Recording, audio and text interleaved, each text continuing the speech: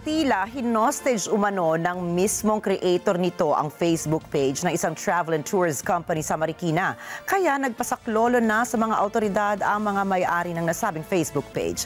Kung paano hinold ang FB account ng nasabing kumpanya at ang pakay ng suspect, alamin sa report ni Jim Tejano.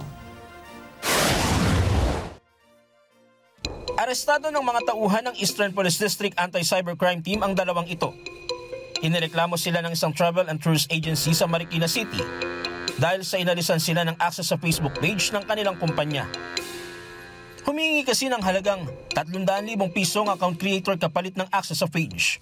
Kasi allegedly, parang na-hostage yung kanyang Facebook page. So parang itong tinuturo nilang suspect, siya yung parang gumawa ng Facebook page nila. Nagkaroon sila ng communication through Messenger, nagpapalitan sila through texting. Tapos yun nga, hinihingi yung 300,000 pesos. So they are supposed to meet up dito. So nung mag-meet up sila dito sa Arcovia, doon na natin in-effect yun.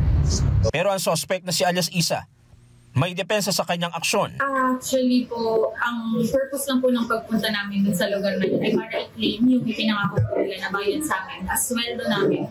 Trabahuan namin sa company nila. Hindi lang po sa akin sweldo pero sa mga empleyado din po ng company. Lumalabas na may naging kasunduan ng agency at ang suspect ukol sa proyektong ipinagkatiwala kay alias Isa. Naibigay ang paunang bayad na 200,000 pesos at nangakong sa loob ng 3 buwan, ibibigay ang 300,000 pesos, subalit hindi ito natupad. This time po kasi more on parang iniiwasan na kaming bayaran. It's a contract po na bayad.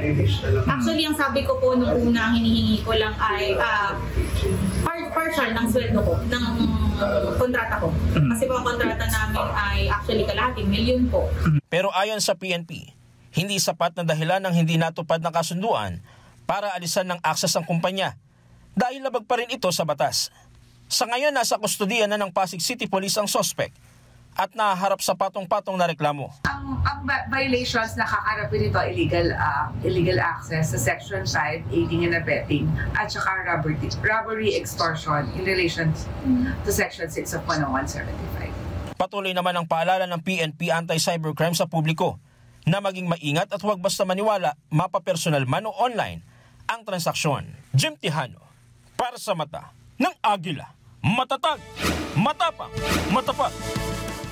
Maraming salamat sa inyong pagsubaybay sa Mata ng Agila Primetime. Para malaman ang matatag, matapang at matapat na mga balita, ay i-follow lamang at mag-subscribe sa @Net25 TV.